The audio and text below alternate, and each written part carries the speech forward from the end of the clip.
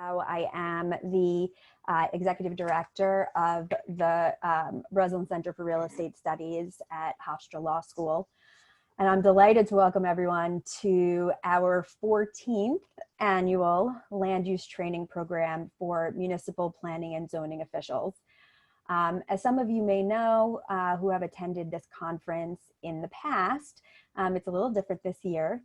We normally have the conference on one night and obviously in person.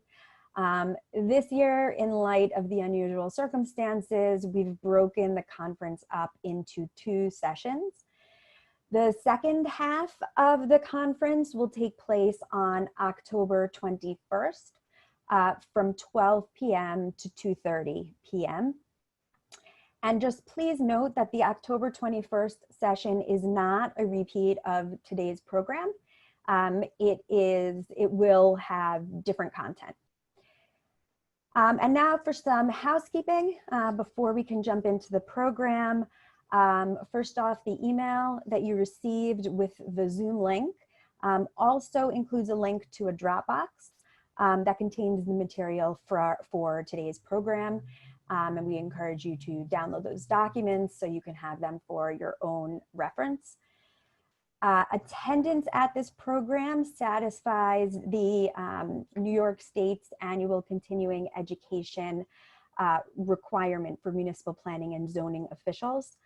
So attendees will receive a certificate of attendance after the conference. In addition, certification maintenance credits for American Institute certified planners have been requested. AICP planners should check the APA portal in the coming weeks in order to report their credits. And finally, the program also provides 4.5 continuing legal education credits for attorneys. I will announce several attendance verification codes during the conference.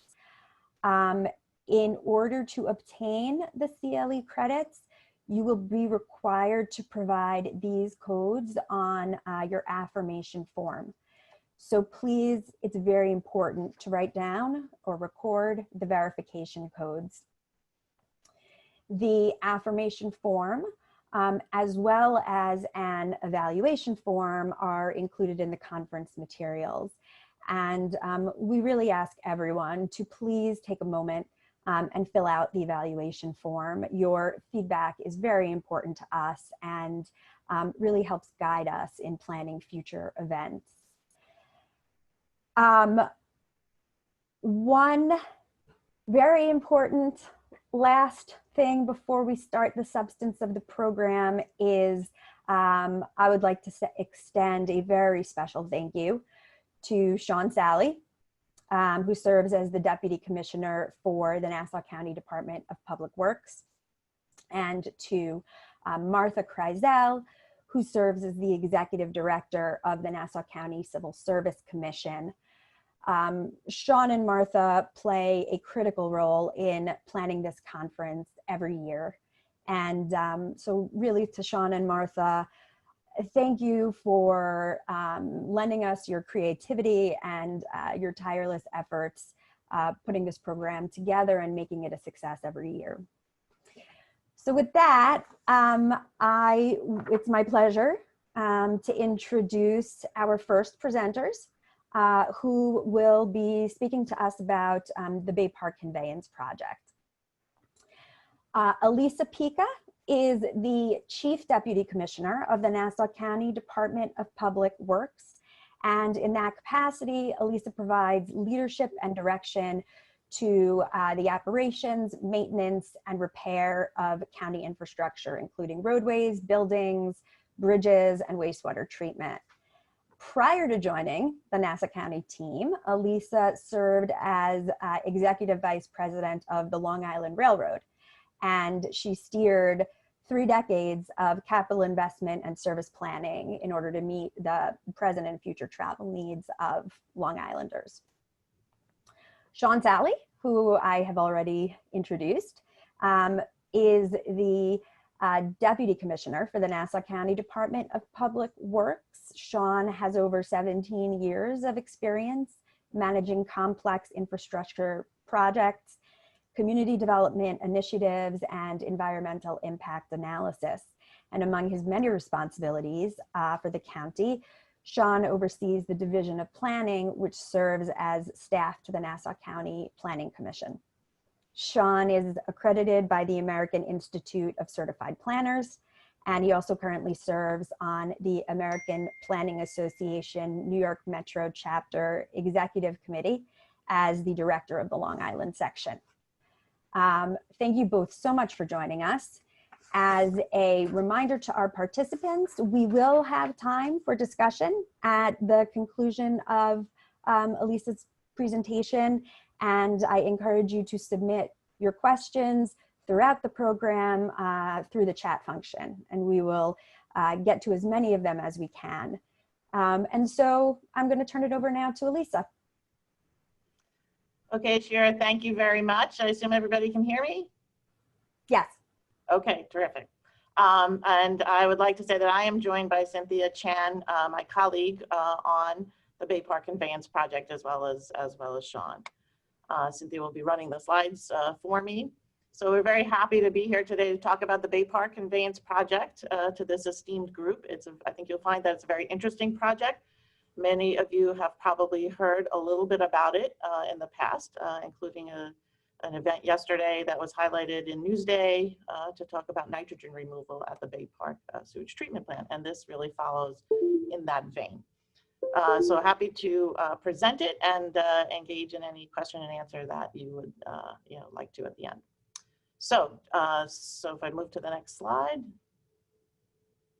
So by way of overview and outline, we'll be talking about the purpose and need for the project. We'll be giving a project description, both the infrastructure description and means and methods of construction, because we all know that we like to get to the end, but the means to the end is also an important factor. We'll talk about our environmental impact process and where we are with that.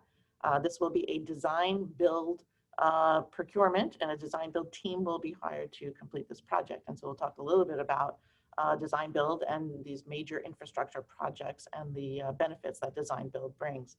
And of course, prevalent throughout this project, and we'll reference it many times in the presentation, is the importance of public and stakeholder outreach. So if we go to the next slide.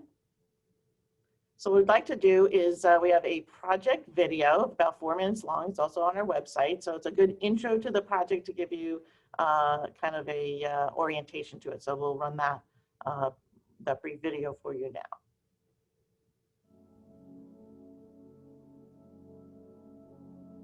All those beautiful communities that wanted to live by the water, that great magnet that makes Long Island, Long Island. Mother Nature designed the landscape for a reason. We can't allow the algae blooms to continue year after year after year by dumping more nitrogen into the water. It has to stop. One of the great lessons we learned from Hurricane Sandy was that our marshlands were weak and fragile. The more nitrogen flowing into our bays from sewage treatment plants, the weaker the marsh are. When you have nitrogen on the surface of the water, the marsh roots no longer grow down deep. They become very shallow. The more shallow the roots, the weaker the marshlands. Current problems that exist in the bay are hypoxic conditions, particularly in the deeper waters. The waters are probably somewhat more acidic than they should be. We have the growth of sea lettuce. We have shellfish that are not free for the taking because they are contaminated with coliform. Mother Nature was right. We were wrong. And part of what we're doing is trying to restore Mother Nature's system. Mother Nature had the best water filtration system. It was called clams and oysters. They filter 50 gallons of water a day, each shellfish. And the oysters filter 72 gallons a day. It's very simple math. If we reduce the amount of nitrogen going in the water, that means the marshland will build up, the shellfish will come back. It's good for the fish, it's good for the birds, and it's good for the people who live around it as well. The path that this treated water will take basically will start at Bay Park. The roughly 50 million gallons per day of water that it treats will then go to a pump station, which is going to be newly built. That pump station will then pump that water north, where it will then meet the aqueduct on Sunrise Highway. That's in the village of Rockville Center. There it will make a right turn. It will traverse about 7 miles to the east, where it will then connect in Wantagh, which will then go south towards the Cedar Creek plant. It will bypass the plant, and there will be a new connection point at the south end of the plant where that water will then connect into the ocean outfall pipe, which will then discharge out into the ocean. You know, we recognized a couple things. We recognized that we had this piece of existing infrastructure, and after evaluation, we knew that it could be reused and repurposed. We knew that the existing ocean outfall at Cedar Creek was designed for twice the capacity that it was being used for. We were trying to think of other ways to make this connection from Bay Park to the aqueduct. Current technologies being used around the world right now is microtunneling. This is a process where you can burrow below ground, install piping and infrastructure, and you can extend these pipe runs upwards of 1,500 feet. So now we have this pipe that was, installed in 1906 on Sunrise Highway, and we're going to be using a process called sliplining. It's basically utilizing the existing aqueduct as a host pipe. We're going to be putting and installing a new pipe actually within the existing pipe. This will be a whole new ball game, and the enjoyment of everybody, whether you're fishing or clamming or swimming, water skiing, it'll be a different bay. The great thing about reducing the amount of nitrogen you put in is that things start to come back really quickly. It's almost like you flip a switch and things start to come back. As the water becomes clearer, we'll be able to walk out into the bay and look down and see our toes.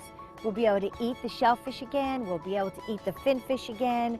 We'll be able to swim without worrying about an overabundance of seaweed. All of that protects our health and improves our quality of life. By protecting our marshlands and strengthening them, that will help our resiliency from storm surge. And it's also a benefit to the communities along the South Shore. They can get the benefit of a richer marine life, of a stronger environment, and of better property values. This project is a partnership with the New York State Department of Environmental Conservation as well as the Governor's Office. I don't think we'd be able to be at the point we are right now without that partnership. There is nothing that we can't do. When we stick together, we're going to make sure we restore the beauty of this land before we're done.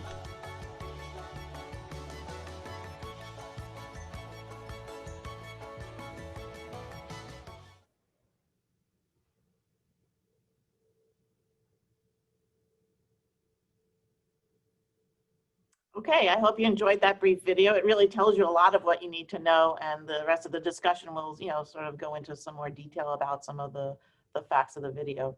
So let's talk a little bit about the purpose and the need for this project. Next slide. Here's a shot of our beautiful Western bays. This shows the natural environment and the built environment, in such close proximity. The Western Bays, of course, is a subregion of the South Shore Estuary Reserve. That includes Hempstead Bay, South Oyster Bay, all located on the south shore of Nassau County. It's got a large concentration of salt marshes as well as great diversity and habitat for bird and marine species. And it offers the opportunity for great recreational opportunities and fishing. Once did and will again. Next slide.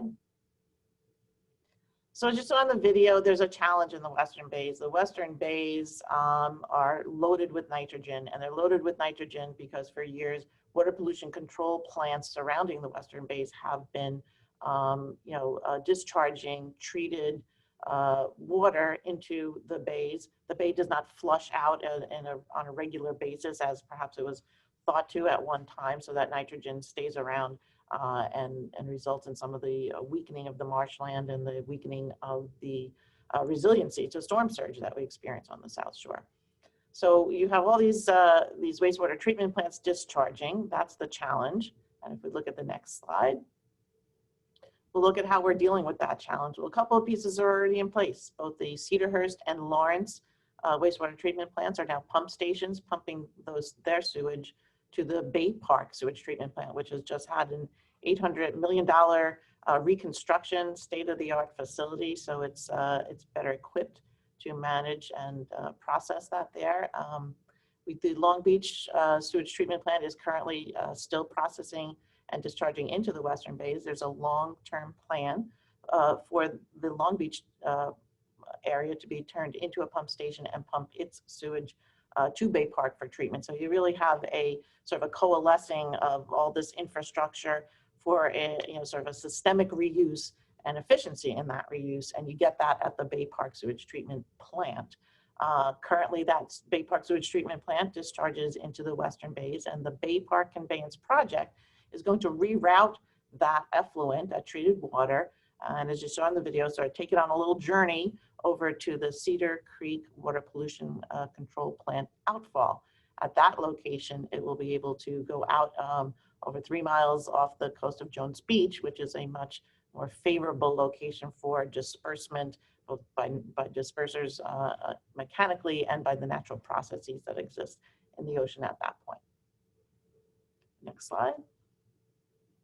So by eliminating the nitrogen, we get this picture and the beauty of the bays and what they are and what they can be, and we can return that. We get that ecosystem protection. We get the protection from storm surge, and we have great opportunities with recreational and economic opportunities that accrue to life by a vibrant, healthy body of water.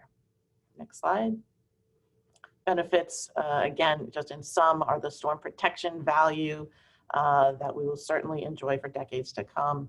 Those quality of life, those live, work, and play factors of enjoying the beautiful bay, and the economic benefits that accrue to businesses and commercial activities that can spring up by that active, newly rejuvenated bay. Next slide. So I want to talk a little bit now about some of the facts of the project, both the infrastructure and the construction methods that we anticipate using. So this map gives you a good sense of the overall size of the project. You can see it's quite a lengthy project, and it has both north-south elements and east-west elements.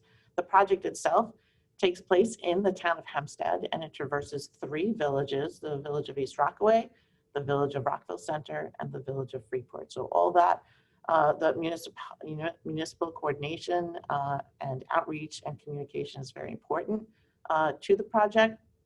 You can see in the yellow highlighted areas, those are the alignments where we will be microtunneling. That's about 20 to 60 feet below the surface. We'll be tunneling to create a pipe to divert that treated water from Bay Park.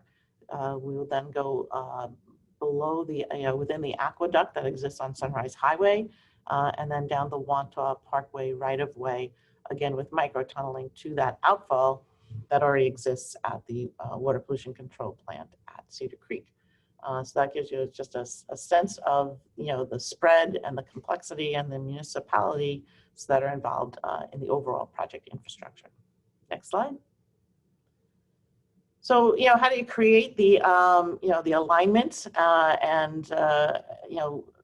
is always a challenge, and what do you look for, and how do you kind of skinny it in amongst all the build out environment that we live in? That's a fact of life here on Long Island. So when we're looking for those force mains, the microtunneling, we look to minimize tunneling under structures, under private property, under sensitive structures, and under structures with deep piles. When we were looking at places for shafts, we also were looking to avoid any structures. We're looking for sufficient laydown space so that we have a good construction site. We're looking to avoid public properties and residential areas, and avoid areas with heavy traffic. But That said, this project does take place. It's a very significant construction effort. It does take place in a very densely built out part of Nassau County on the South Shore. It takes place along Sunrise Highway, which is, you know, as many of us know, is always a very busy thoroughfare. So it takes a lot of precautions, a lot of communications, and a lot of good planning and anticipation to push a project like this forward and get it off the ground and into implementation. Next slide, please. So how deep is the microtunneling? We have a nice comparison here that we've used as a communication piece to show just where this microtunnel exists, you know, in relation to what you might see on the street. So this shows you how far below a residential property, and there's only 7 residential properties impacted, but we do go below them. It shows you how far below the water, you know, the house itself, the water pipe and the sewage pipe, and way down below is the new microtunnel pipe for this project. We do not anticipate any impacts to homeowners and property owners.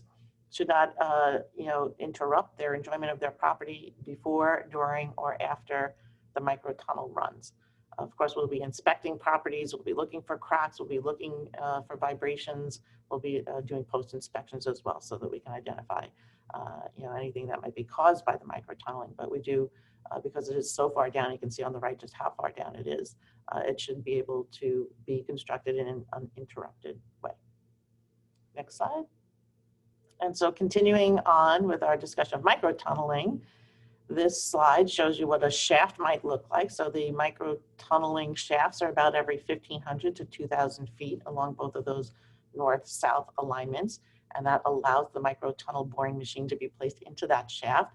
There's a road cutter head on the head and the pusher behind it. So that pushes it through the ground and you know, gets it in place sort of piece by piece by piece, very methodically.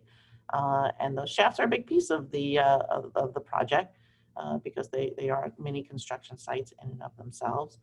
One of the shafts takes place on the property of East Rockaway High School, and so that's a very sensitive use that we're very careful about, and we've been in contact with the school district, and we'll be in contact with them throughout the entire project about. Next slide. And so this is a little animation of exactly how the microtunneling process will work. We build that shaft, we put the microtunneling machine in, and we push segments of tunnel behind it. So that it goes about 1,500 to 2,000 feet until we hit the next shaft. And next slide. And then we talked about that. Who knew that there was a 100-year-old aqueduct under Sunrise Highway? I lived my whole life on the South Shore of Long Island, and I did not know that. So it was originally built to convey water to New York City. It was, of course, in disuse for many, many years and conveyed to the county from New York City. So it provides an excellent right-of-way and an opportunity for us to even do this project. If we didn't have it, it would be much more difficult to imagine doing this project. So one of the unique and interesting things about this project is that adaptive reuse of existing infrastructure. And this is like the perfect case of that. So it stretches 7.3 miles. We'll be putting our pipe within a pipe here. Our pipe that we're putting will have full integrity in and of itself and be protected by this 100-year-old pipe, but it will not depend upon it for its own structural integrity. Next slide. This slide shows a few pictures to depict the sliplining activities. You can see and sliplining along Sunrise Highway will have shafts. On the right-hand side, you can see just a piece of Sunrise Highway, and we will have work pits, about 23 of them along the alignment, constructed along Sunrise Highway. Generally, they will be in the middle. We will never shut down Sunrise Highway. That's unthinkable. We will work closely with New York State DOT on traffic plans, and most of the construction will take place during the evening, the late night hours when traffic is at a minimum. So there'll be lane closures. There'll be advisement of lane closures, well in advance. There may be some weekend work. And the project will also take into account the different characteristics of the communities along Sunrise Highway. So for instance, Rockville Center and Freeport have more of a downtown feel, lot of businesses, restaurants, that sort of thing. Whereas, you know, in that Merrick to Belmore stretch, it's almost like a highway feel. So the approach to construction will definitely take those community factors into account. Generally, the construction activities, you know, will go sequentially from west to east, which is what we're expecting. I'll talk a little bit later about design build, and the design builder sort of filling in some of those blanks, but we anticipate that there could be as many as 5 sort of pits in sequence being worked on at one time as we march the project forward from west to east. Next slide. And here's an animation of how that slip lining will work. We'll open a work pit and place those tunnel segments into that work pit and push them along. There's also epoxy that's applied on the inside of the existing aqueduct, and that's how we get this leg of the journey for that treated water. And we can do this with minimal disruption. And an important part to note, and part of what makes this project very cool, is that it's a very unique project, and it's a partnership project. Nassau County and the New York State Department of Environmental Conservation are teaming up on this project to use our expertise, to use our funding, to make a big ecological benefit to Long Island here. We're in communication with the towns and villages along this project. They're very integral to the project's success. We have to have that constant open communication. And we have, we've been interacting with many of our federal and state agency partners, whether they're providing environmental review, or we're going below parkland, or we're having a shaft, on parkland. We're using the Wantagh State Parkway alignment. All of those things require very close interaction with many, many agencies. And this project has a built-in supporting constituency with the Nature and Conservancy group. So they are very excited about the group, the project, and about the benefits that will accrue to that natural environment here on the South Shore of Nassau County. And of course that, there's no boundaries when it comes to our waterways. So healthier Western Bays will actually, improve our South Shore waterways overall. Next slide. Okay, we're going to talk a little bit about environmental impact, something that we've been working very hard on. We are doing an environmental assessment, National Environmental Policy Act, a NEPA environmental assessment with FEMA as our federal lead agency, and New York State Department of Homeland and Security and Emergency Services, also called DISHES, is our state lead with that project as well. We're consulting with a wide variety of state and federal and state and local entities, Fish and Wildlife Services, the Army Corps, the Office of Parks, Recreation, and Historic Preservation, Department of Transportation for Traffic, all of these. And this is what makes this project such an interesting project, because it really touches so many areas. Next. And of course, our environmental assessment has some, what you would expect to be the key areas of analysis: water quality, wetlands, the threatened and endangered species, historic and archaeological resources. And with any project, there's that dust and noise that must be contained and evaluated. So all those are part of the environmental assessment.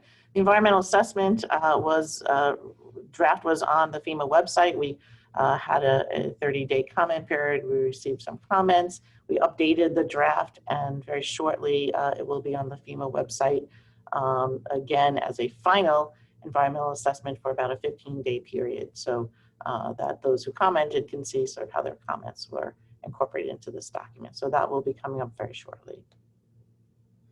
Next slide. So managing construction impacts is also a very important part of the environmental assessment process, and it's an important part of the project planning process. One of the foundational assumptions is the importance of a strong communications program. It's been difficult, as we know here on this Zoom meeting, it's been difficult to have the localized meetings that you would like to have in the planning of a project like this. But like a lot of people, we have turned to virtual public meetings, and we have had regular phone calls and updates with our villages and town, and that's takes you through the planning process, but as the project transitions into active construction over about a three-year duration, it'll be really key to have a very strong, robust outreach program. We are requiring our design build teams to have a public information officer and to have a strong and integrated community outreach program as part of their project pitch. So we are currently looking at those right now. But we know, and driving the Montauk State Parkway every day, I know every weekend that the railroad won't be running on the main line because I see it right there on those overhead signs, which are a very effective way of communicating. So part of the foundation of this project is going to be making sure stakeholders have routine access to information and to construction updates, and so they can always anticipate when the project is going to impact a road near them. And what we'd like to do is tell people what we're going to do what we say we're going to do, and move on. So I think that people appreciate knowing what's going to disrupt them, and also appreciate getting it done and out of the way. Next slide. So I wanted to talk a little bit about design build. The governor is a big fan of the design build process, and he has used it on some very big initiatives of his, including the Mario Cuomo Bridge, Kosciuszko Bridge, the mainline third track, which I worked on, I'm very familiar with, and now we're using design build for the Bay Park Conveyance project. And that's part of the benefit of our partnership, because New York State can do a design build procurement, and the county does not have the authority to do it. So that's part of that sharing and partnership that we have going forward that really is very helpful. For those of you who might not know design build, traditionally we do 100% design. We bid it and get a construction team to do the construction. So we call that design bid build. In design build, we take a design to about the conceptual or 30% level, and then we put out a solicitation for teams to complete that design, and to complete that design because they are going with an eye towards construction, because they are also going to be the same team that constructs it. So this better aligns the design process with the constructability process, for sure. It makes one team, one entity sort of accountable for all that, and really optimizes the design. And it really allows for a smoother, I think less eventful construction activity. So it has been used very successful. It's cost efficient and it's time efficient. And we are seeing, having gone through the procurement for third track, we are seeing the same exact innovations that are in the marketplace and the teams that are bidding on the project right now. So we're happy to see those benefits and innovations coming to this project on Long Island. Next slide. And this slide just depicts the time savings associated with accelerating the construction, not having that full design period, but integrating the design build period. And you can see that there certainly is a time savings, and we are experiencing that time savings. Next slide. And we talked a little bit about our public and stakeholder outreach throughout. You saw our video. We have a great website, the bayparkconveyance.org, which has our virtual meeting from July, so you can still go and experience all those materials, has our video and our environmental docs as they become available. We'll have them there as well. And that's going to become a very important repository for construction information as well. We've concluded our preliminary design. We are at the end of the environmental review process. We are currently in the throes of the procurement process. We've received proposals from our bidding teams. We're currently evaluating them.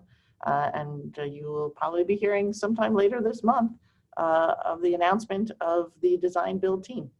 And I'm happy to say that there's a lot of competition and pride associated with getting this project. And of course, real estate, which is going to be of interest to this group.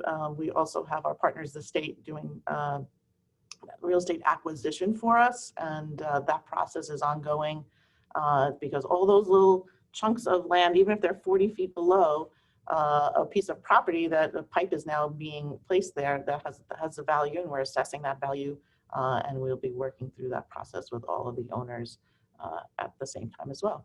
So that sums up, the Bay Park Conveyance project. I hope that you found it interesting and learned a little something about it.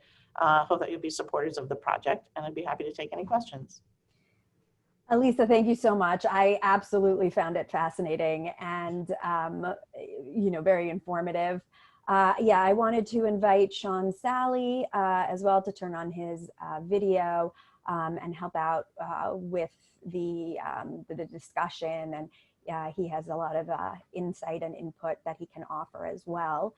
And so I'm going to encourage everyone to please continue to submit questions through the chat function. And I'm going to turn it over to Sean to moderate the discussion. Great, thank you, Ashira. And thank you, Elisa, great presentation, really exciting project. And really exciting to see it moving forward. We do have one question regarding an unrelated sewer improvement project that I will announce in just a second, but just wanted to tell everybody on the call that please submit your questions through the chat feature, and I'll be sure to recite them for Elisa and the panel to respond to. So the question that we did receive via the chat, what efforts are being made by New York State to add the remaining Nassau County villages with septic systems to the sewer systems? So I can answer that with some sort of background information.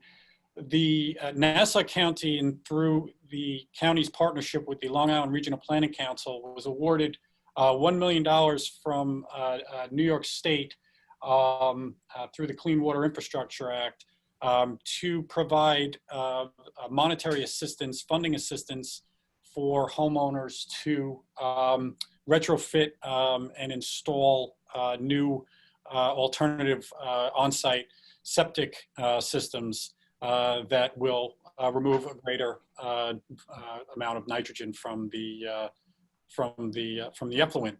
So the county and the Long Island Regional Planning Council are working together to implement that program. It will be available. There will be certain criteria and guidelines that will need to be met in order to qualify for those grants.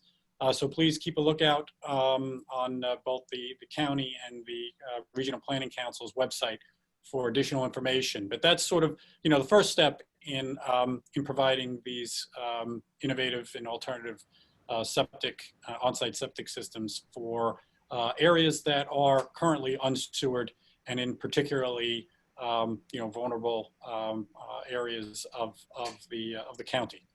So stay tuned for more information on that. And I would just add to that along the Western Bays and Point Lookout, that we're doing a study right there at this location, at this time, because we know that that's one of the areas with, in the Western Bays that, would still need some attention and investment. So we're taking the first steps to assess that at this moment. Great. Okay, we have a couple of questions coming in here. Elisa, can you talk about the funding for the project? Where is the funding coming from, state, federal, local, and the anticipated completion date for the project? Yeah, so the answer is yes, yes, and yes. So this project of this complexity, also has complexity of array of funding sources, and we're fortunate to have it. We have a variety of federal and state sources, and the state has been very, under a very good partner to us, especially as we entered into a financial crisis and period of restriction, so that we can get some short-term loans to cover our cash flow on the project in the first couple of years of the project. So the project is also, backstopped by Nassau County bonds. There's approximately $460 million bond ordinance available for the project at this time. And as we finish reviewing our proposals and we open those pricing packages, we will know once and for all what the market has priced this project at, and we'll make whatever adjustments we need to make at that time. So it is a confluence of funding sources, and we're very grateful to have all of those sort of oars in the water to get us over the hump on bringing this project to fruition. And what was the second? Was there a second part of that question? The completion date, Oh, estimated completion. we anticipate a 36-month construction duration, and we also anticipate notice to proceed in February of 2021, so about 3 years after that. But we've also highly valued schedule as one of our scoring criteria for the team, so they know that there is a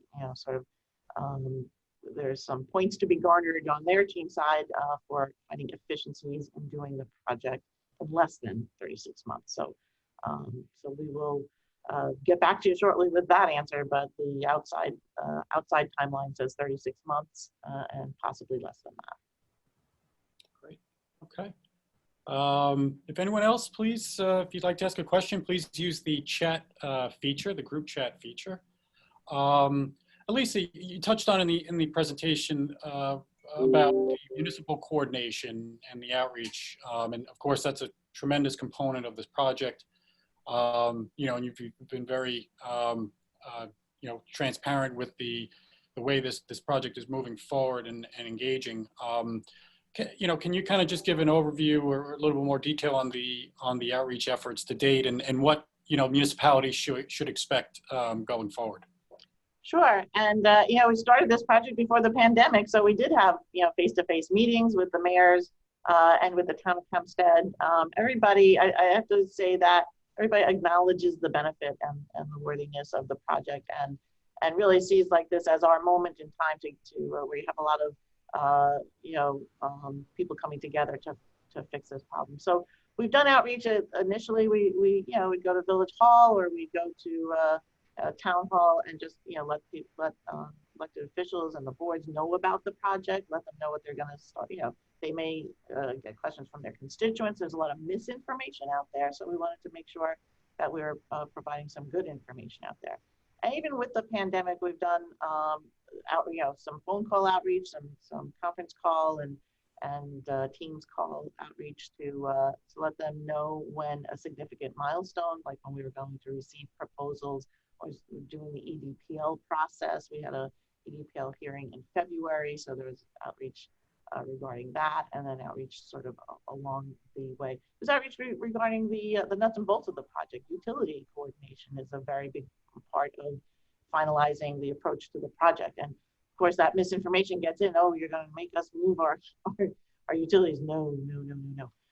So, you know, that was a very big part. And you know, we've had good coordination. We'll continue that coordination, especially now in sort of the final leg of the procurement, to make sure everybody is sort of, you know, still with us and understands kind of where the project is and what the timeline is. The timeline has not wavered.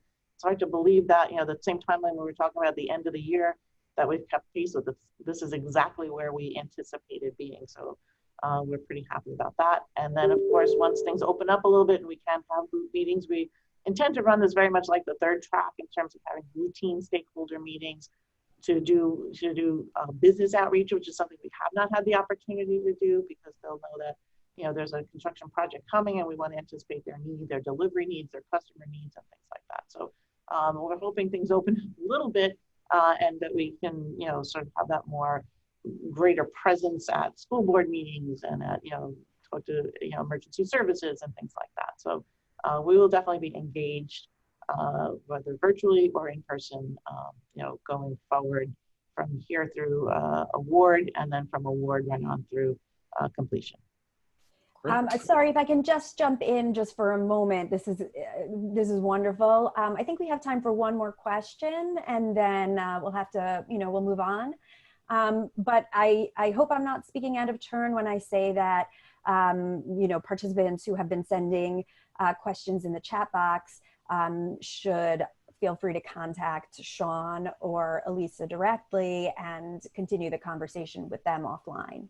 Be happy to do that. Yes. Okay, so this is actually a question, Elisa, sort of piggybacks on your reference to EDPL. I'll combine two questions. The interaction between the county and local governments with regard to permitting, any permits that are required. And then the second question Since the tunnel is to be inside of an existing viaduct or the microtunnels, what is the need to determine value of subsurface real estate, and how is that done? How is that valued? Okay, I'll take the second one first because I think it's sort of a confluence of the two different pieces. So the subsurface easements and the surface easements for the shaft sites are for the microtunnel alignments, and those will happen in the north-south from Bay Park to Sunrise Highway and from Sunrise Highway to Cedar Creek. And so that tunneling, there is no existing tunnel there. That will be tunneling into ground and water and sort of just earth warming its way through and leaving it all behind it. The pipe within a pipe comes from the Sunrise Highway part of the alignment, and that's that east-west 7.3 mile segment. And that's where we will, we will put that pipe within a pipe. And there is no, since that is sort of a state entity to begin with, there's no real compensation for that.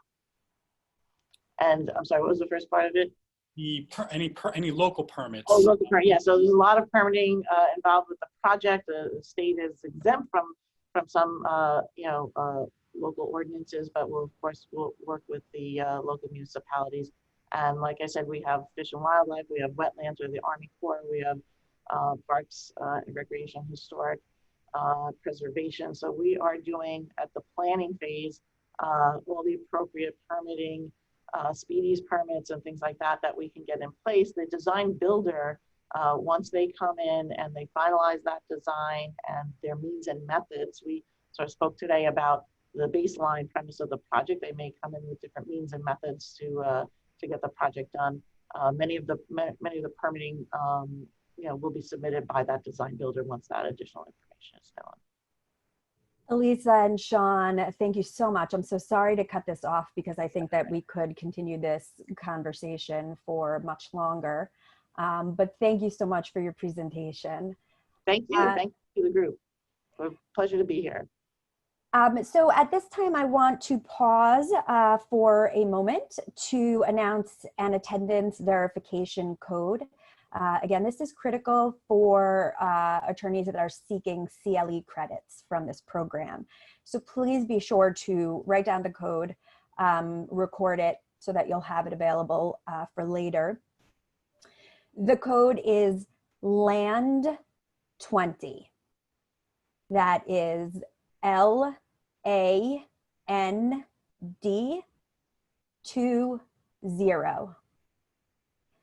Again, the attendance verification code is LAND20,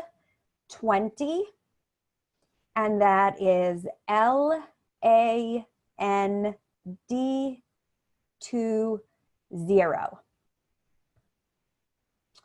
I'll give a few more seconds for everyone to write that down, and then we will go on to our next presentation.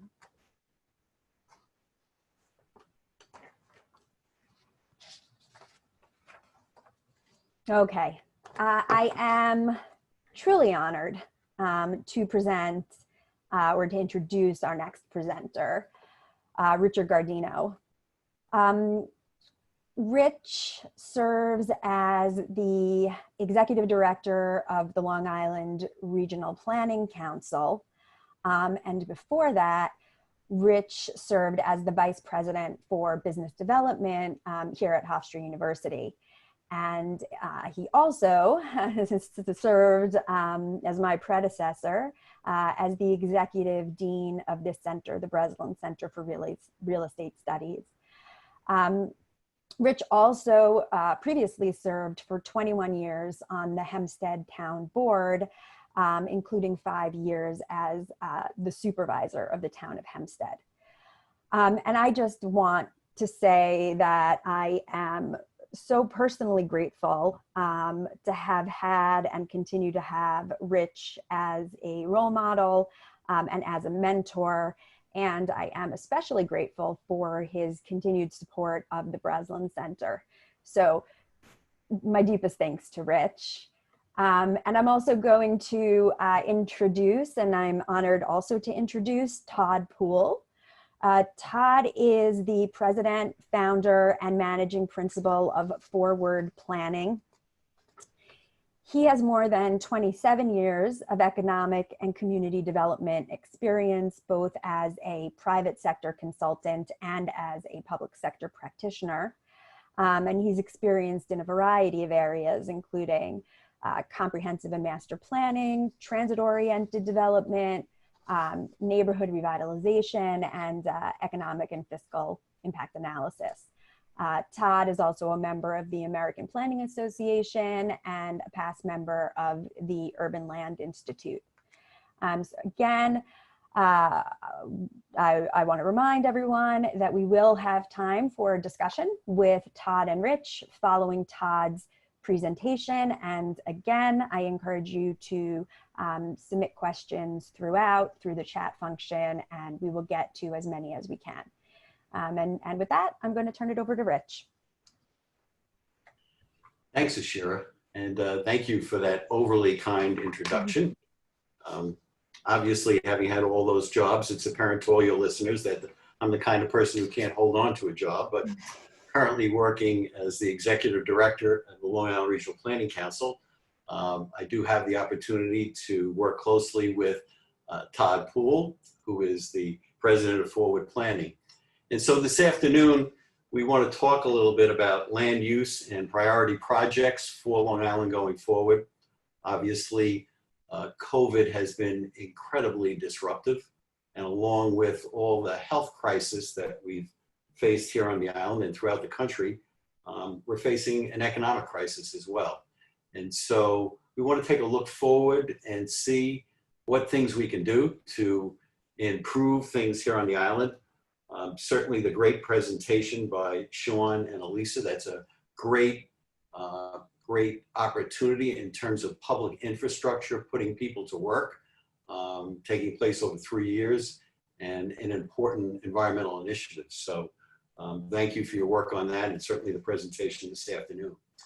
I'd like to spend a few minutes talking about residential and commercial related projects here on the island, moving Long Island forward. All these projects do not require public subsidy. These are things that initiatives we can take on our own here on Long Island. On the state and the federal level, they're constrained. You know, we're reading about it every day in terms of being able to participate on the same level as they have done in the past. But these are projects that require entitlements, but the capital is available to move forward with them. So let me start by talking about Heartland in Brentwood. This project will remake 450 acres of the former Pilgrim State Psychiatric Hospital in Brentwood into a walkable mixed-use community. The project's first phase will include 3,500 apartments, 626,000 square feet of office space, and 560,000 square feet of retail space on over 100 acres. It will significantly expand Long Island's housing stock, providing homes for young people and for empty nesters. The next project I'd like to talk about is Tritech in Bayshore. This is a mixed-use building to be constructed on a 10-acre site. It's the former Touro College campus. It'll consist of 465 rental units and a 5,000 square foot commercial space. The Arboretum in Farmingville will be comprised of 292 residential units and a 100,000 gallon per day sewage treatment plant. We just talked about sewage treatment in Suffolk County with only about 10 to 15% of the county sewered. It's really constrained economic development. So when a major project is taking place in Suffolk County, they have to provide for their own sewage treatment plant. That will take place here in the Arboretum in Farmingdale. Included are 290 residential units. There'll be 2-bedroom flats, 3-bedroom townhomes, and 3- and 4-bedroom cottages. The next project I'd like to spend a few minutes just talking about is the Nassau Hub. Certainly the hub has had a tortured history. Many of you are familiar with the fact that the current leaseholder has turned the lease back to Nassau County, which means the person in charge is the mortgage holder. The developer there, Scott Reckler, who was working with the prior leaseholder, is currently working with the mortgage holder. There's been some discussions with the Oakview Group. The Oakview Group is one of the partners in the development of Belmont, the new Islanders home. And there's some discussion taking place in a proposal to have the Oakview Group downsize the Coliseum into a musical venue similar to Radio City Music Hall. So that project's in a state of flux. I know that both the county executive and the town supervisor are on this. They'd like to see this thing move forward very quickly. Having the leaseholder turn it back to the county certainly was a surprise, but I think they're working very hard on a daily basis to move this project forward. The Ronkonkoma Midway Project Convention Center, this is a multifaceted development project to include a regional convention and event center, a medical research facility focused on veterans, commercial office space, professional and youth sports programs, and community entertainment. The next project is Estella in Hempstead Village.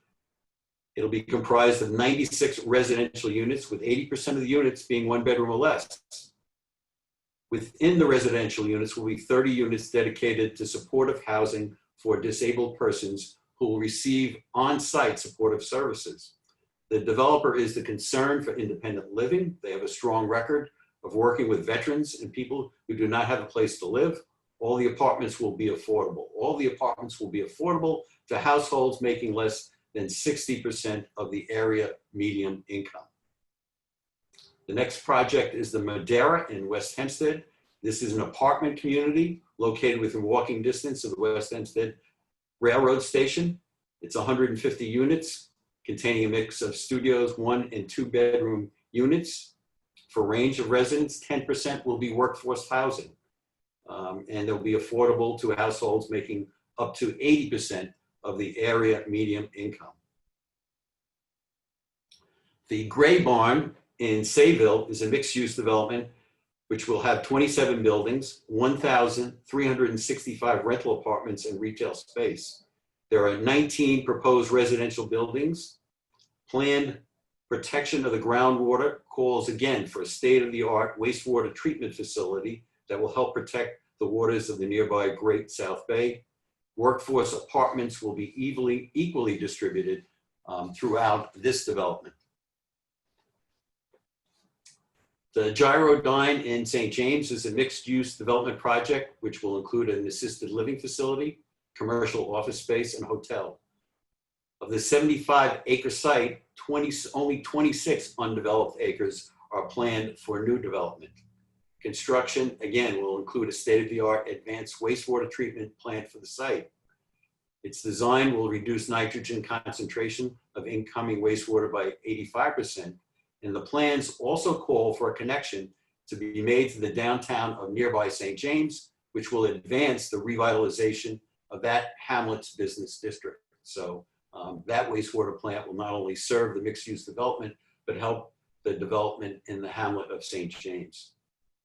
The final project I'd like to talk about is the Sears mixed-use redevelopment in Hicksville, repurposing the Sears site into a 250,000 square foot retail and commercial space featuring an apartment building, retail, office space, restaurants, grocery store, cinema, fitness center, food service, kiosks on 26 acres.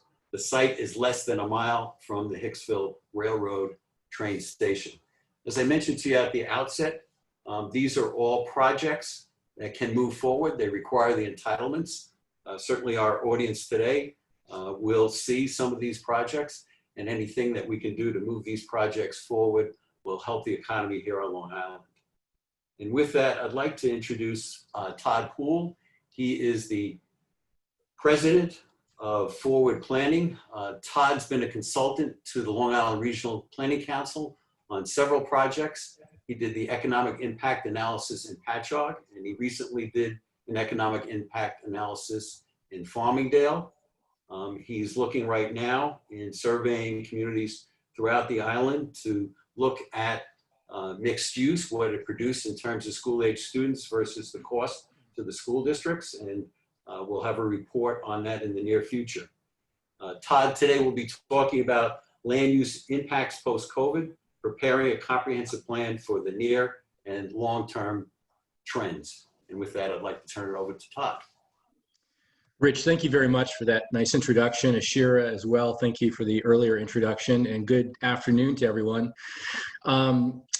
First of all, so you understand my background, I'm a land use economist, and I focus on impacts from development, including understanding fiscal, economic, and also doing financial feasibility and market studies for development generally.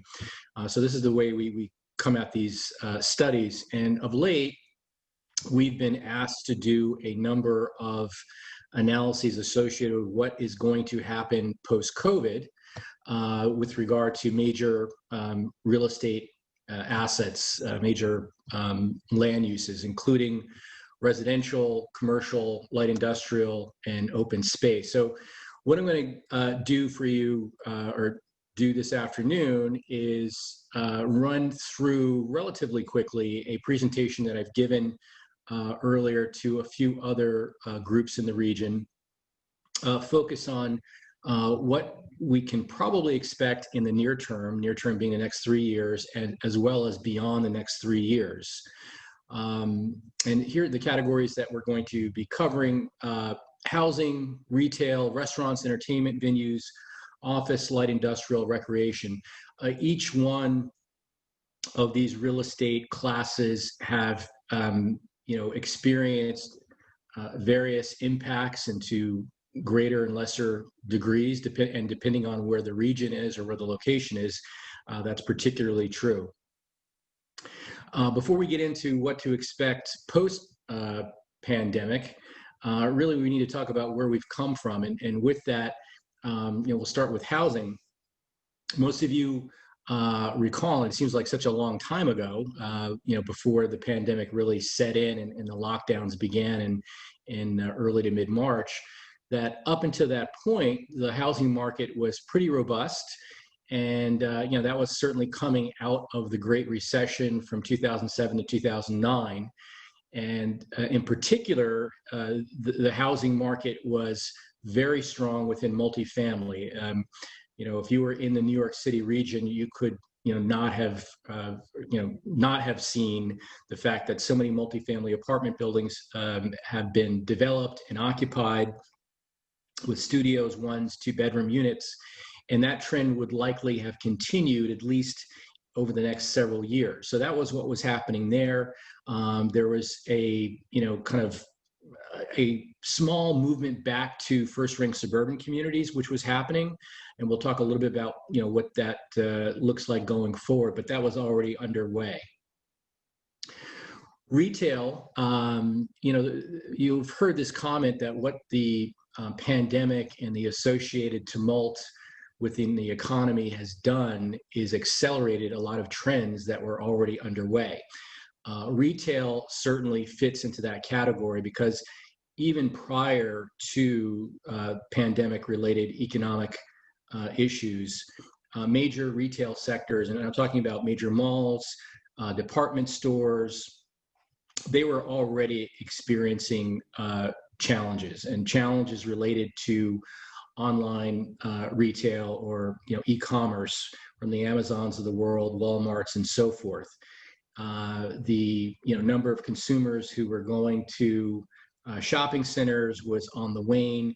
Really the shopping that we know today, certainly the mall shopping, was driven by baby boomers, many of whom are either in retirement or approaching retirement, and the generations that follow, Generation X and millennials, don't spend or consume the same way as boomers have. So it's another reason between technology and consumer preferences that have changed has challenged the retail sector in terms of mall shopping and other large shopping centers. Restaurants and entertainment venues, in my field, we like to say, eat your way to revitalization, which certainly had a lot of relevance to the revitalization of downtowns really across the region. And if for those of you who are familiar with a Patchogue or with a Farmingdale and other communities like it, you know that the revitalization in those communities was rested upon the number of restaurants, bars, and entertainment venues that set up shop there. And that was really the story over the past 10 to 15 years on how a lot of local communities have revitalized themselves. That trend too would have continued but for the pandemic. Office, like retail, was also, I would say, in a kind of a retrenchment mode or even a downward spiral, depending on where you were regionally. Office parks fell into disfavor by a lot of Fortune 500 or Fortune 1000 companies in particular, because it's not where the talent wanted to be or wants to be. And when I say the talent, I'm talking about the younger workers of today, those in the prime working age of, call it 22 to 40 years of age, who have tended to gravitate towards more urbanized areas, certainly cities like New York, San Francisco, Chicago, but more particularly places that offer walkable amenities, coffee shops, restaurants, bars, being able to live within walking distance or a mass transit ride to where you work. And as a result, large office parks or the traditional conventional office parks have been in decline in terms of occupancy, and the pandemic has only accelerated the challenges that that particular asset class faces. Light industrial uses was probably one of the darlings within the real estate development community, and next to medical office space, light industrial has really come into its own, particularly because of e-commerce and the growth of next day delivery, now same day delivery. What the pandemic has done is obviously accelerated, in a different sense, in a positive sense, the amount of demand that has been created for this particular category. And I think the challenge for the light industrial industry is not exactly how much space to build, but where can they build it, because they are quickly running out of areas in which they can build such facilities, and not all of which will be 1 million square feet, but now we're talking about buildings that are on the order of 100 to 200,000 square feet, which are known as delivery centers for that same day last mile delivery. And then finally, pre-pandemic, there had been underway the shift in the utilization of outdoor recreational space provided by both local, county, and state government, as people tended to start spending money more on experience as opposed to things, products, goods, and other types of things they might purchase. And we've seen an uptick in that. I know our firm does a lot of analysis, economic analysis associated with parks, trails, and civic spaces. And as a result of the pandemic, and we'll talk about this in a second, that particular trend has only gone into hyperdrive. So likely near-term land use impacts over the next 3 years. And we'll go through those same categories. Right now, demand and the values of this particular asset class are going to vary depending on, is it single family versus multifamily? Is it, affordable housing versus luxury housing, and where is it located? Areas that have been dominated by retail and restaurant employment, in our opinion, are going to see somewhat depressed residential values, in part because that market was also being buoyed by the number of people that worked in those industries. That's not to say that those markets tank, just to say that if you've got a lot of retail restaurant closures in a particular community, you can bet that there were a number of workers who live nearby who now no longer have a job, and as a result is going to stress that particular housing market. What we are seeing, and many of you are probably now familiar with, are homes in first-ring suburban communities are likely to see rising values, and the fact of the matter is we know that is the case today. Many areas in Long Island, suburban Long Island, are experiencing that right now. In some cases, the increase in values are pretty pronounced. We see that continuing at least as long as we have these pandemic shutdowns, or certainly the concern about going back into cities, whether it's working, visiting, or recreating. People are looking for more space, and they're looking for areas where they don't necessarily need to jump on a train or on a bus. And so these first ring suburban communities, which offer walkability and some of the amenities that you would find in a more urbanized area like a city, coffee houses, restaurants, and the like, to the extent that that first ring suburban community can replicate that to an extent, they're going to be quite popular. Bank foreclosures will certainly increase from where they were pre-pandemic, and they're probably going to rival what we saw in the Great Recession. How bad this gets really is dependent upon how long the economic pain lasts. To date, we still do not have an additional economic support package at the federal level, and that is critical to helping keep both households and businesses afloat. And I think the longer we go without some type of federal assistance, and not only to residents and businesses, but also to government, the longer that goes on, the greater the likelihood is that we are going to see more bank foreclosures, and not just on residential real estate, but also on commercial real estate as well. As a result of what's going on, we also forecast that there's probably going to be a reduced demand for certain types of apartment units. Pre-COVID, there was strong demand for studios and one-bedroom rentals, and rentals in general, but in particular in that category of multifamily. As a result of the economic challenges that are taking place, a number of young people are moving back home with mom and dad, or those who can't find a job are doubling up. Recently, census reports have shown that at least 50% or slightly more than 50% of 18 to 29-year-olds in this country have moved back home or are living with one or both parents. All this really suggests that there is going to be a reduced demand for smaller units where it used to be one person living in that unit, or perhaps two, as more people seek to cohabitate, share the cost, and also take care of one another. Regarding retail, it's going to be more of the same, more of what we're seeing right now in terms of shuttering, permanently of, in many cases, legacy retailers such as the Sears or J.C. Penney's, Macy's, and the announcements of bankruptcy or closing down stores, whether temporarily or permanently.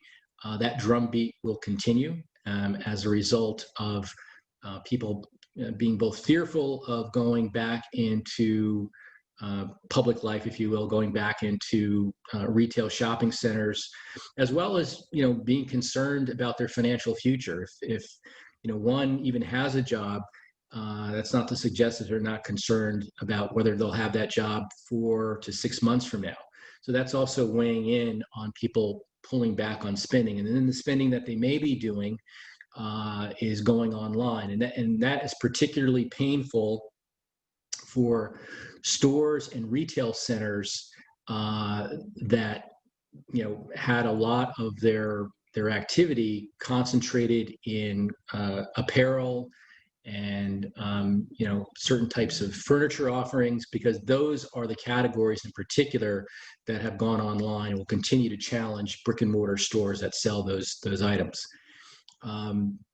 We've done research on this, and perhaps as much as 50% of the mom and pop retailers will permanently close their doors, and that likelihood goes, grows greater every day that there is not a financial package that is made available to more small businesses in this economy. In terms of long-term unemployment, that is directly related to discretionary spending. Discretionary spending, going out to restaurants or spending on certain clothing items that are not necessary, that type of impact will also challenge brick and mortar retail.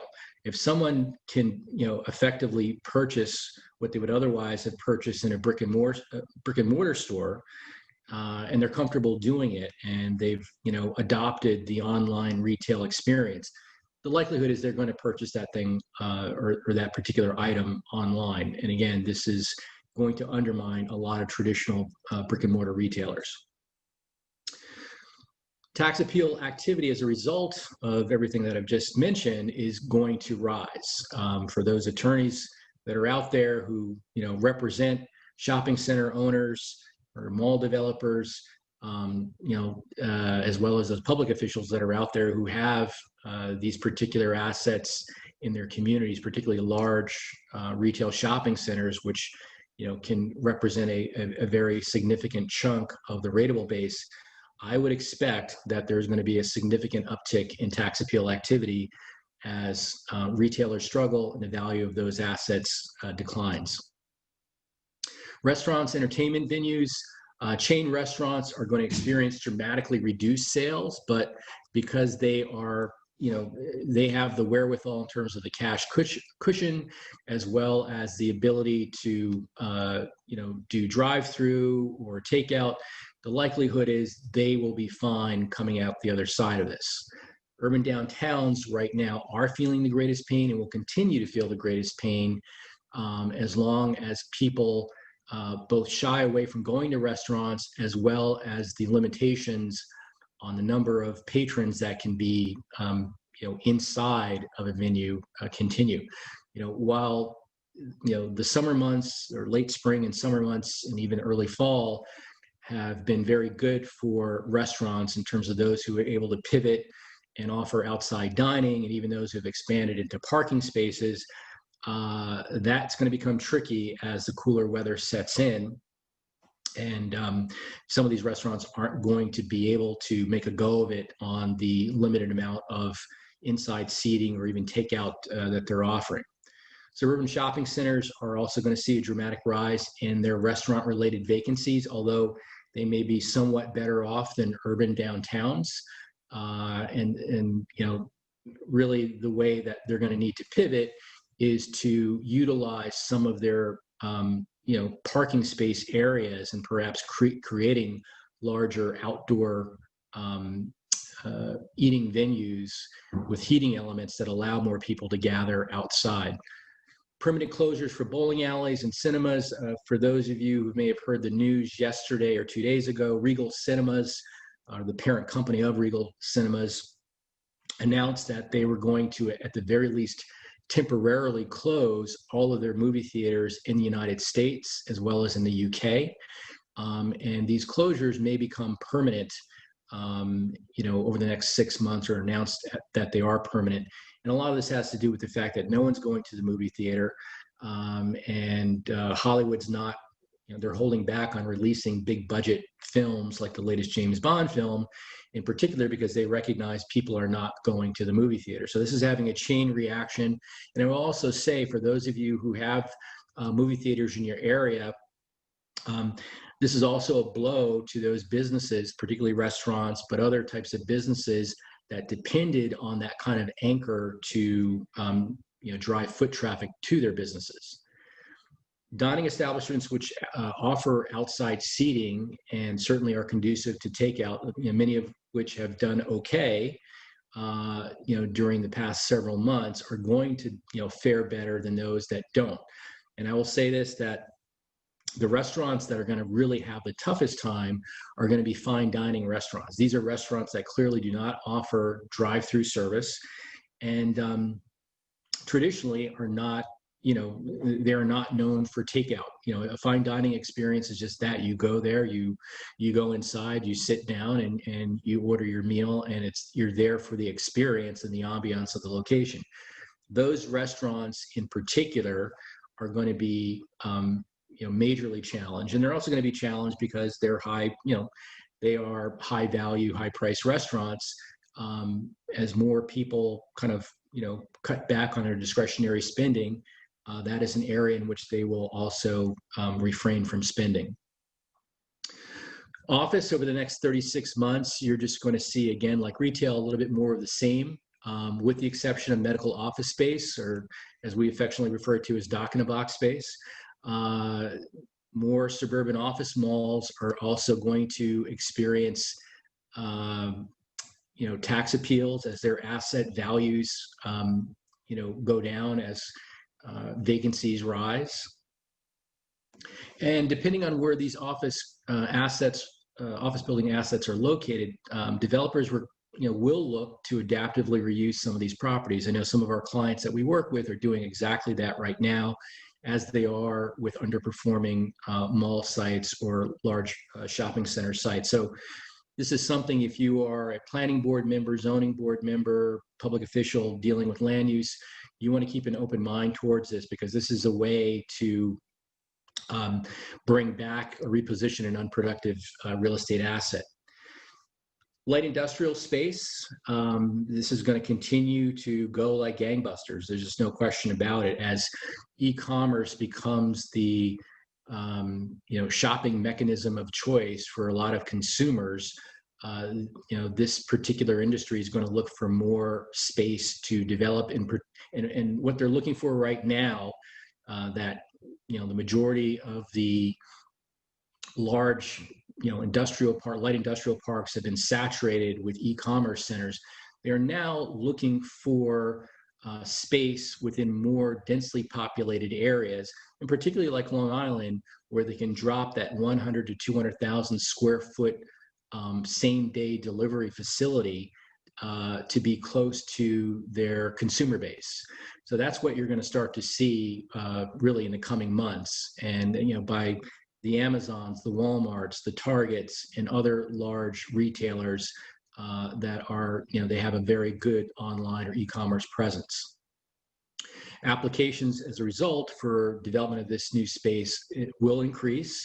And so, again, if you're a planning or zoning board member, you should anticipate this. And some of this interest or demand for that kind of space is likely to look at office parks and zoning variances for those office parks.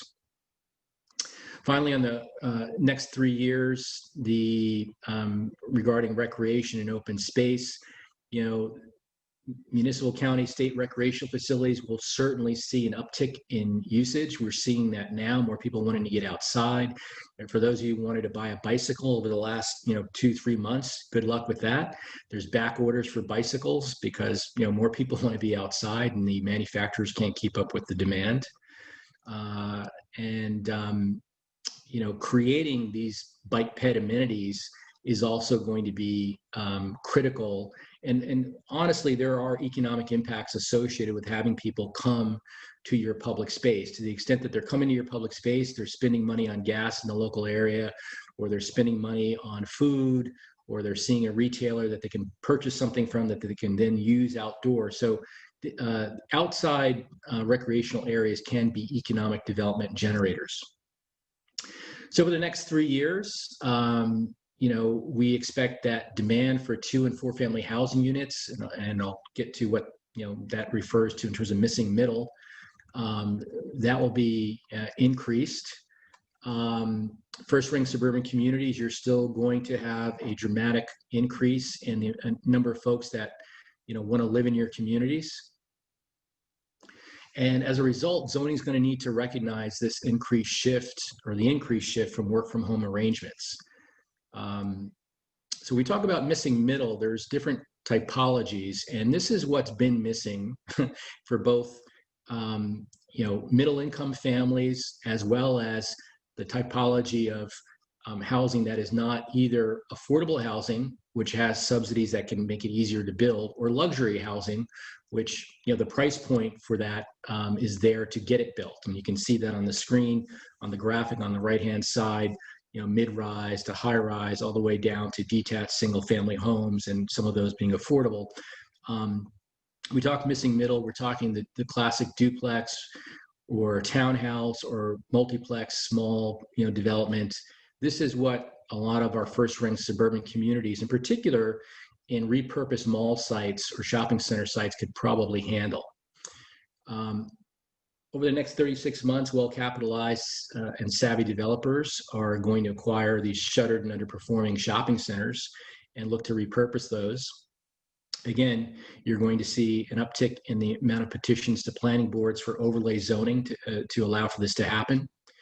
And some retail anchors will become fulfillment centers. They'll become what's referred to as dark stores. They are stores that are basically closed off to walk-in retail, but they are serving retail nonetheless by people driving up, picking up their goods, or even as small delivery centers. And then some developers are going to turn large shopping center sites into mixed-use residential development, which may include community shopping center elements, but include some office, maybe medical office, as well as housing and perhaps some entertainment pieces with that. There will be fewer independent restaurants, bowling alleys, nightclubs, movie theaters. There's no getting around that.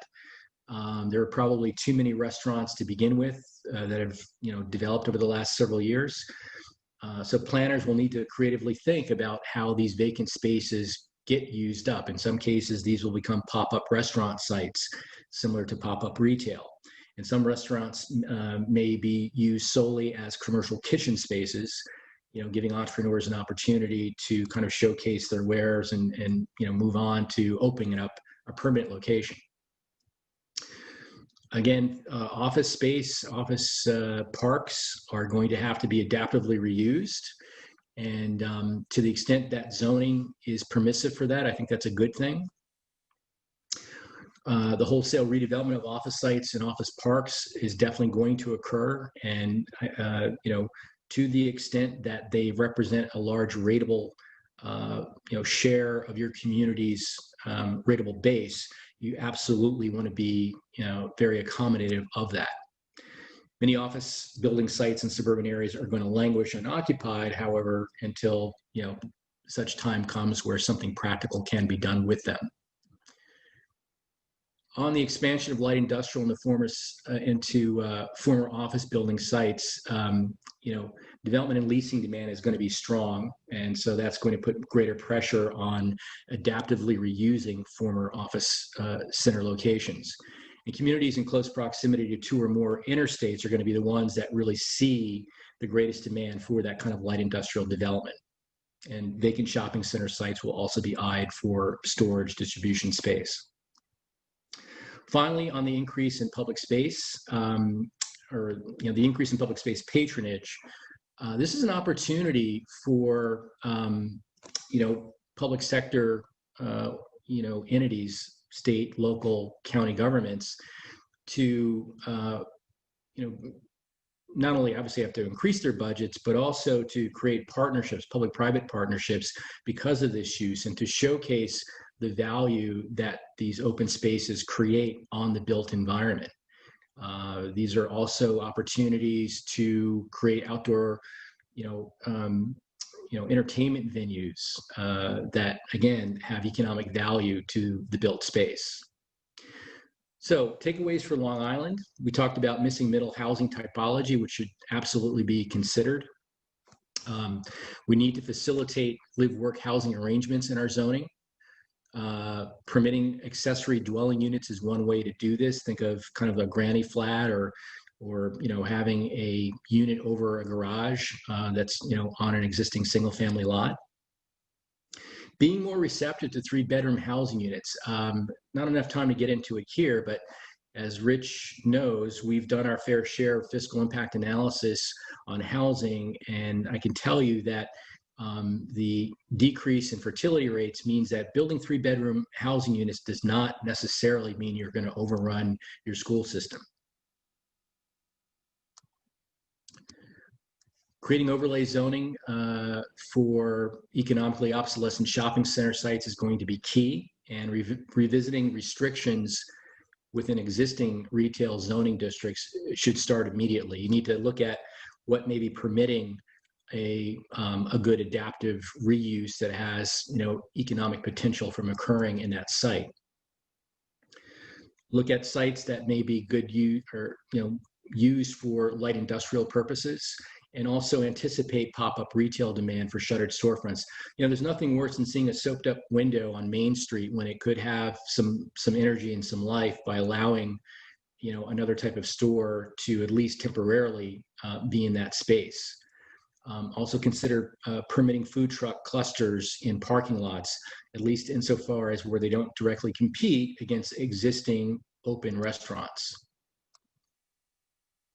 As the winter months, come upon us, obviously the outdoor seating might get challenged, but to the extent that localities or restaurants have the ability to keep patrons comfortable, warm, this should also be considered.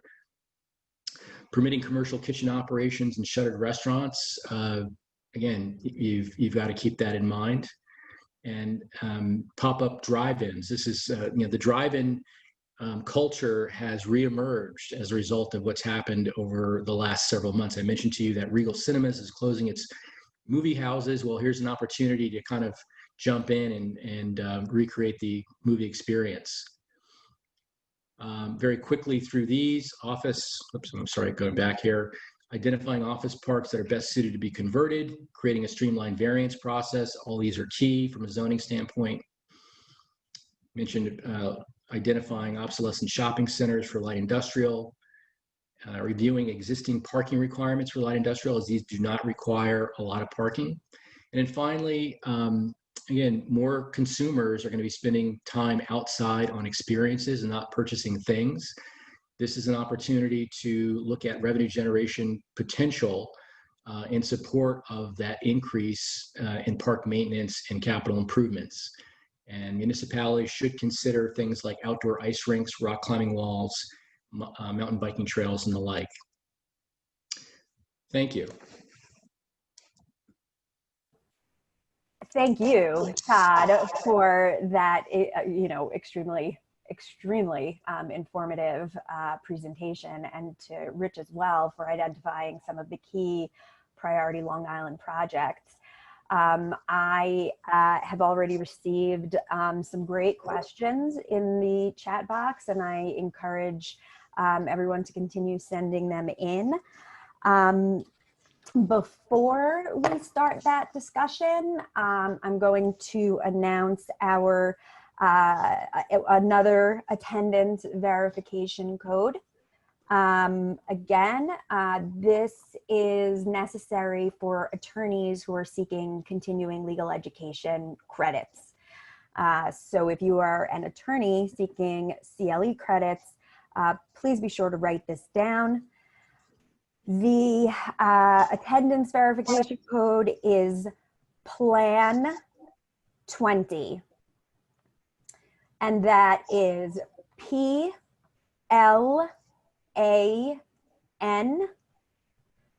20.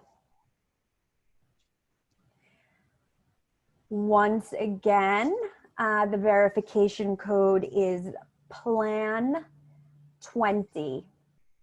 And again, that is PLAN 20. I will give everyone a moment to record that, and I will repeat it once more. The attendance verification code is Plan 20. And again, that is PLAN 20.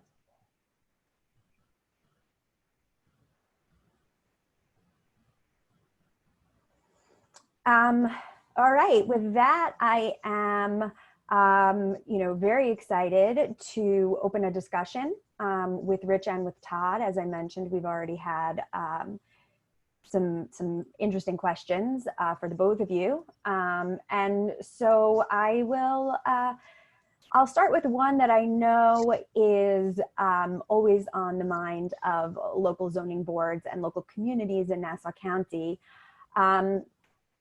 And that's with regard to multifamily housing. And the question is, for both of you, Rich Gardino referenced the Sears project. If boards have dense multifamily housing applications before us, and as Todd said, there will be less in demand due to the pandemic, do you think that this makes sense that these approving these residential projects, going forward with them, makes sense from a planning perspective at this time? As Todd pointed out, this is a great opportunity for first ring suburbs. You're seeing right now in the residential out here in Long Island, the highest mean property values ever. At the same time, you're seeing a decrease in property values in New York City. So a lot of the folks that are moving out here are looking for a somewhat urban lifestyle. They want the best of both worlds. They want to have more space, which we can provide with our housing out here. At the same time, they want to have the option to go to a walkable downtown area. And for an area like Hicksville, which is a transit-oriented community, the Sears project's within a mile of the train station there. It's a terrific opportunity. Should they take a look at the mix of the multifamily that they have there? Absolutely, because I think people will be looking for larger spaces. They're looking perhaps to include more family members in the residence that they have there. They'll also be looking for office space. I think that right now, Scott Reckler, who originally had plans for the hub where he was looking for almost dormitory style housing where there would be a shared living area and kitchen, is going in the opposite direction. They're looking for more spacious quarters.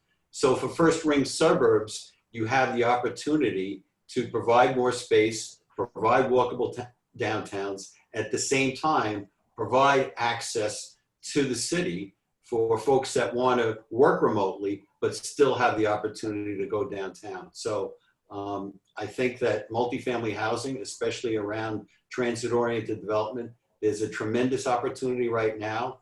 And it would be a great economic benefit to the island to get some of these projects moving. Todd, I don't know if you want to add anything to that. I think that was good, Rich. And let me clarify, because it was a good question. My statement was that there's probably going to be less demand, in particular for studios and one bedrooms, as these were the smallest types of units that were being developed and were in great demand pre-pandemic. Now, keep in mind, studios and one bedrooms were, studios were averaging 500 square feet, and one bedrooms are probably averaging around 700 square feet in size, some cases smaller in both those counts. Right now, because people are either doubling up or because they need more space, they need to have their home office in their space, these will have to increase. So, in supporting what Rich said is that there will be demand for larger units. And I would also say this, and having studied a lot of different communities in Long Island, there is already an imbalance of too few rental properties, multifamily, nice quality rental properties throughout Long Island. Yes, there had been some good building taking place, but there's still a lot of catching up to do.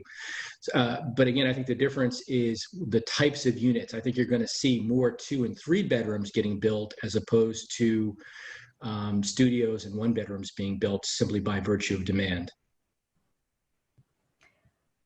Thank you both for answering that. The next question that I wanted to bring up is with respect to some of the small businesses that we think or that we anticipate will fail over the near and the long term. and specifically with respect to movie theaters, local restaurants, local retail that might end up closing.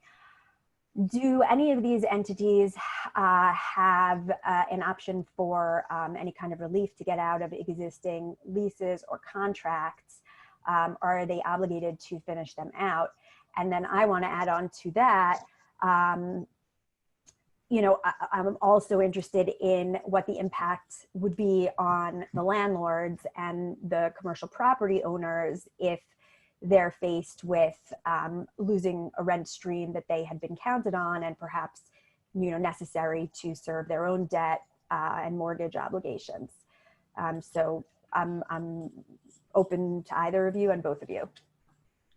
I don't know, Richard, do you want to jump in first, or do you? Why don't you talk a little bit about what you experienced with some of your clients, and then I'll see if there's anything that I Okay. Yeah, I'm not going to get so much into the legal side, but here's what I do know is if you are a small retail tenant in a mall, there are typically what's referred to as kind of like co-tenancy type clauses, or where if you've got, you know, anchor retailers like a Sears, a Macy's, or Nordstrom's, and, you know, one or two, or usually it's at least two of those go out, you do have a clause that would allow that smaller retail to also opt out without penalty. And that's in general. They obviously vary from clause to clause, but you'll have that. If you're a Main Street retailer, you have no such clause generally because you're like everybody else on Main Street. You're going it alone. And, you know, in terms of the other question about the real estate developers or the owners of those properties, you know, what I'm finding from my clients and from the research that we've conducted is, you know, they're kind of left holding the bag if they can't collect the rent, and otherwise they're negotiating more favorable terms with their lenders. And this is happening all the way up to the general partners, you know, general growth partners of the world, to the Simon property mall owners of the world. Everybody is scrambling to figure out how to hold on. And Rich, do you want to add to that? No, I think Todd covered it really well. Okay, thank you. And there was a related question that I'm going to bring up now because I think it's, you know, kind of relevant. One of our participants asked, what will happen to residential taxes as commercial businesses fail? You know, if there's a lag in filling the commercial spaces, will that shift some of the tax burden to existing residents? And again, I want to add my own question to that, which is, you know, how will local governments deal with budget gaps and shortages that will result from some of these lost tax revenues? It's going to be a challenge. There's an article today about Smithtown and their budget. They've managed to make some cuts there, and it looks like they'll produce a budget that will be within the tax cap. In Nassau County right now, they're discussing working with the financial board, NIFA, and the interim finance agency to refinance some of their debt. And if they do that, that may give them some leeway in terms of their budget going forward. I think Suffolk County is really at a disadvantage in that they do not have that option, and they're struggling to put a budget together. I think generally what you're seeing is on the state and local level, everyone's kind of holding their breath to find out what's going to happen in terms of DC and the next tranche of funds that will go. I mean, obviously this is being debated on a daily basis in DC, but it's going to be critical to the future across the country. I mean, the Fed chief said it yesterday. We need some assistance, and it is on every level. I mean, these local governments provide services that are critical to the lifestyle of people out here. So hopefully there will be some relief. Obviously people would like to see it as soon as possible before the election, and we'll see what happens over the next couple of weeks. Certainly if it doesn't happen, I can almost guarantee there will be a tranche right after the election. The question is whether it's going to be too late for the local governments that are in the process of putting their budgets together right now. Thank you. Todd, do you want to add to that? I've always said that, residential or rooftops leads, commercial development. The old adage is, retail follows rooftops, and out of the Great Recession, residential development led the way. The same is going to be true right now. And it's not to say that the economic strategy should simply be residential. It's just recognizing that to the extent that you have a healthy housing market and you're meeting the needs of those who work in the area, you're also creating a pool of discretionary income that can get spent on both existing businesses as well as entice new investment and new business, as well as employers to come in. So, I would ask that or suggest that public officials be open to having more residential development occur, because with that, as I like to say, becomes, you bring walking wallets into the community. That is a very nice analogy. Okay, so another question that we got was about the shape of the economic recovery.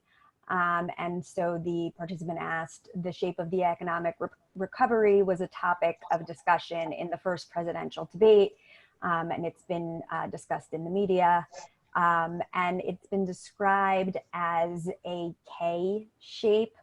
And I think what that means is that there will be a deep divide between the haves and the have-nots.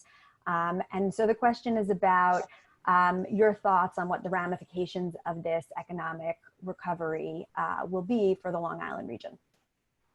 So when they talk about a K-shaped recovery, they're talking about folks that fortunately can work remotely, that have positions such that they have an income and that they have the option to work remotely, versus other folks that do not have it.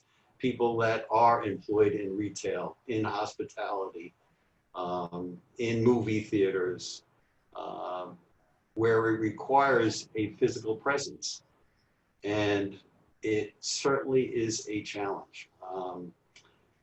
From a regional perspective, couple of things that can happen. Number one, we'd like to see projects move forward, whether infrastructure projects like you see with the Bay Park plant, which will create jobs, or what Todd and I were talking about in terms of projects that don't require subsidies, but rather require approvals that can move forward where the capital is available, because these will create positions and are critically important.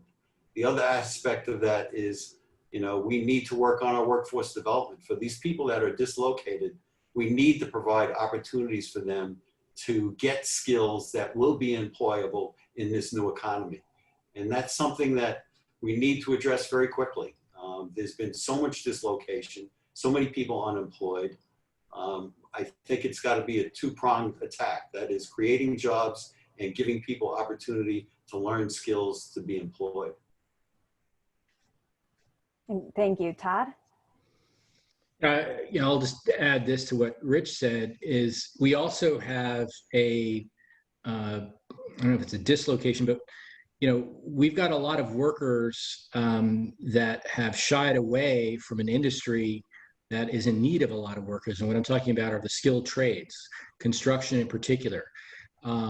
We are at an inflection point in time right now where a lot of the men and women in the skilled trades are in their late 40s and early 50s, many of whom are getting ready to retire.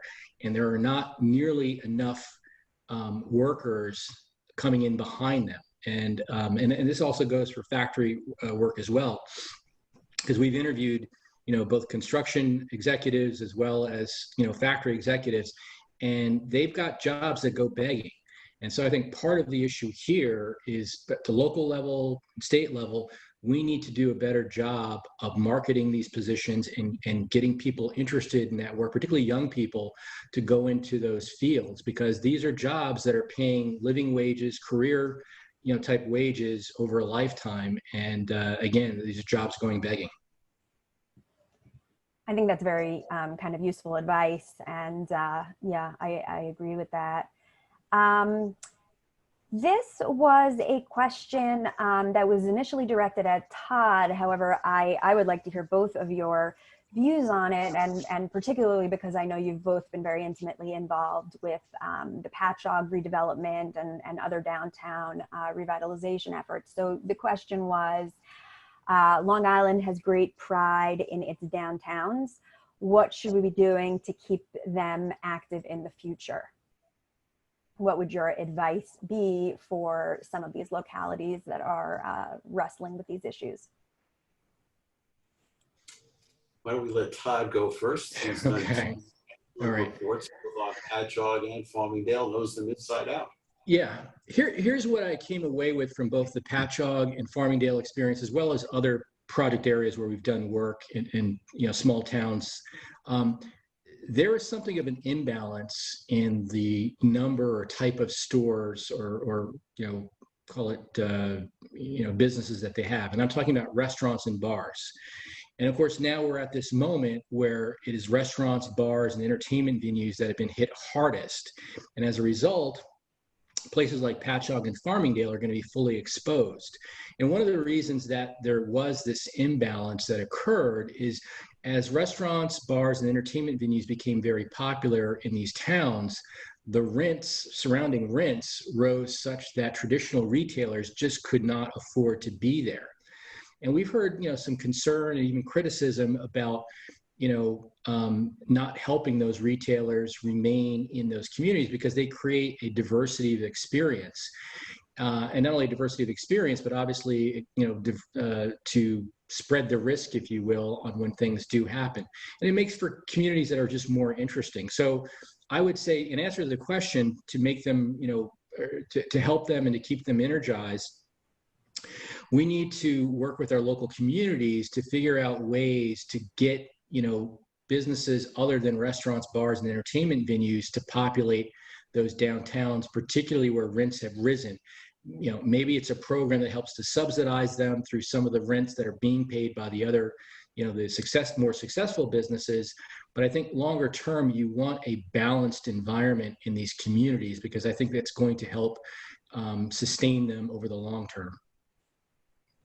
Yeah, I would agree with Todd 100%. And as they start to look to do new developments, multifamily in downtown areas, I think it's in the best interest of these landlords to look for that kind of balance.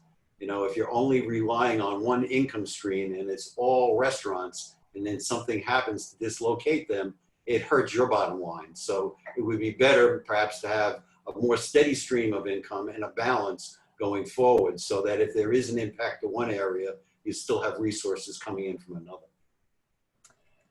So thank you. I am deeply regretful that we're not going to have time to answer all of the questions that were posted in the chat because I think there are many of them that we could discuss further, but we are running low on time. And so I want to take advantage of my moderator's privilege and ask a final question, which is, this is a municipal training conference, and it's specifically designed to provide education and training to municipal zoning officials and planners. And I just wondered if you could leave us with, maybe 2 or 3 of, what you suggest would be 2 or 3 of the most important steps that zoning boards and planning boards should be taking right now in anticipation of the coming changes. And I know, Todd, you mentioned, many anticipated changes. And so, if you could maybe each of you highlight, 2 or 3 of them that you think are critical. Yeah, I think the zoning board's working with the building department to facilitate and expedite what is required to go forward in terms of both the zoning and then the permitting is absolutely critical. Time is very, very important. Unfortunately, here on the island, in many instances, it's been a torturous process for developers going forward with no certainty that they're going to be able to move ahead with their projects. So I just love to see our municipal officials working very hard to facilitate these projects. I think that folks out here are more receptive. I think that it's been hard to do multifamily in the island in the past. I think that's changed in the last 10 years. And there's a tremendous opportunity for first ring suburbs over the next several years. And if that capital doesn't come to Long Island, it will go someplace else. It'll go to Connecticut, it'll go to New Jersey. So I would just ask public officials to really focus on the opportunities that we have to create economic growth from within. I would strongly echo what Rich has said, and I like to say when I do these kind of presentations, what the development community wants more than anything, more than incentives and giveaways, is they want certainty. They want to know that the rules are the rules, and you start at A and you get to Z by going through these various steps. And as importantly, and again, echoing Rich, it has to be done in a time-sensitive manner, right? Market cycles can change, and obviously we're in a crazy market cycle right now, but typical market cycles don't last all that long. And with a lot of money at stake, typically millions, tens of millions of dollars, developers are very wary about getting involved with a community that is seen as really not having its act together in terms of the zoning or the planning permitting process. So you do yourself well by making sure that is a streamlined process.